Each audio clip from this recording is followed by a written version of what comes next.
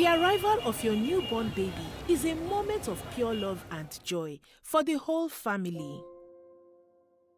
I never imagined something like this could happen to me. When I became pregnant, I was overjoyed that having a bundle of joy, in my stomach.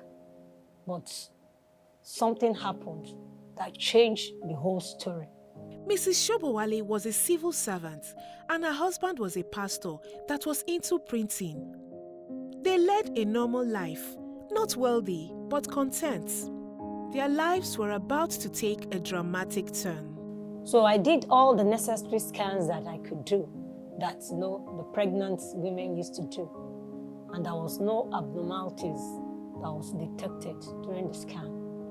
They just said they are twins. The children were born on July 16, 2003 in Island Maternity Hospital, Lagos, and to everyone's surprise, they were joined at the abdomen and sternum, and their livers had been fused. I began to cry, and I wonder how they are going to live their normal life. I just cannot imagine. But what I know that they are alive, and I know that they will surely survive. Conjoined twins are uncommon, occurring in about 1 in every 5 to 60,000 births. 40 to 60% are stillborn, with 35% surviving only 1 day. After their delivery, we are so much concerned about their growth, learning, and then fulfilling their destiny if they were not separated. As you might expect, living physically connected to someone else was difficult. They couldn't stop crying because of their position. Feeding them was very, very difficult. And at times, one would want to sleep and the other one want to be awake. So for them, it was a kind of inconvenience. I felt for them. We are also concerned about their health and a lot of societal issues concerning the Siamese twins. And we know definitely that we need surgery for them to live their separate life. As a family, we don't have the strength, but we need support. The medical expertise and equipment required to perform such a major surgery were not available at the time. And even if they were, it would require a medical miracle. 1 week after the twins' birth, finally, some encouraging news. Dr. Lekpekbeton informed me that Asiwaju Bola Ahmed Tinubu have a key interest concerning the twins and is ready to assist us for them to live their separate life. I was surprised when my husband told me that Asiwaju knew about it. We don't know him from anywhere. And after a few days, his wife also came to visit us, Senator Oluremi Tinubu, at the island. And they are assuring us that all is going to be well. Senator Oluremi Tinubu asked us whether we have passport for the trip. And we told her we don't have. He said we should not bother, that he will arrange everything for us, for the journey, for the separation of my twins. John Hopkins Children's Center in Baltimore, Maryland, and a team of 17 were assembled for the task, including Dr. Henry Lau, the director of pediatric surgery. I was nervous about flying. I've never had experience of international flight before. But she assured us that Asiwaju Bola Ahmed Tinubu will do the needful for the trip and make it a success trip for every one of us. I was concerned because this is the first time that I was separated with them after their birth, for them to go for the surgery, but I left them to the hands of God. Mr. Shobowale and the girls arrived safely in the United States. We settled at his nephew's house, Dr. Sikiru Tinubu, and 2 days later, we went to the hospital. It was surgery day, and all of the plans had been laid out. But now, it was time to put them into action. On that fateful morning, for the operation, I was scared. When the team of doctors take them away from us, I couldn't tell if I'm saying bye-bye to either one or two of them. But I have the faith in my mind that they will survive it. The surgical team met at 8 a.m. to administer anesthesia to the twins.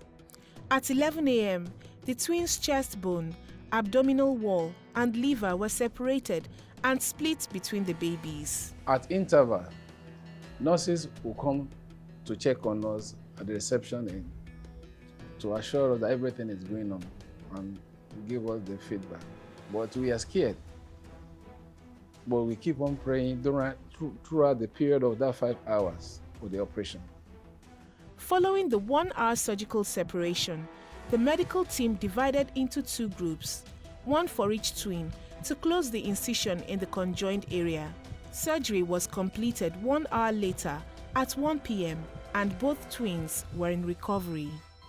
The surgery went very smoothly with no problems at all, said Dr. Colombani, chairman of the pediatric surgery. The twins' next step is to live a normal life.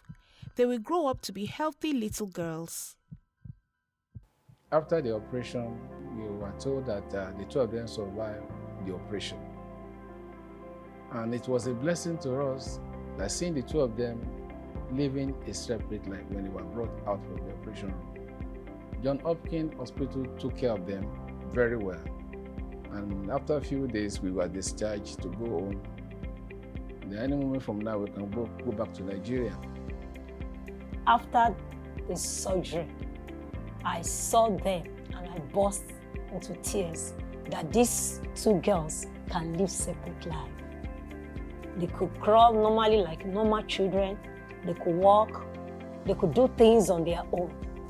You know, I'm so grateful to God and to the people that helped them. With the surgery over and their health restored, the children would get to live a normal life. All I want to say is to say a big thank you to Asiwaju Bola Ahmed Tinubu. The generosity, the large heart, didn't know us from anywhere, and he took interest in the case of my family. It was indeed a man that we can never forget in our life. Asiwaju Bola Ahmed Tinubu visited us, and then he gave us a house above our expectation. I am the first chairman of this estate, as at the time the gift was given to the family of the Shobowales, the 2 flats that was converted to 1. It will also interest you to know that I was the MC of the first birthday of these God-given beautiful twins.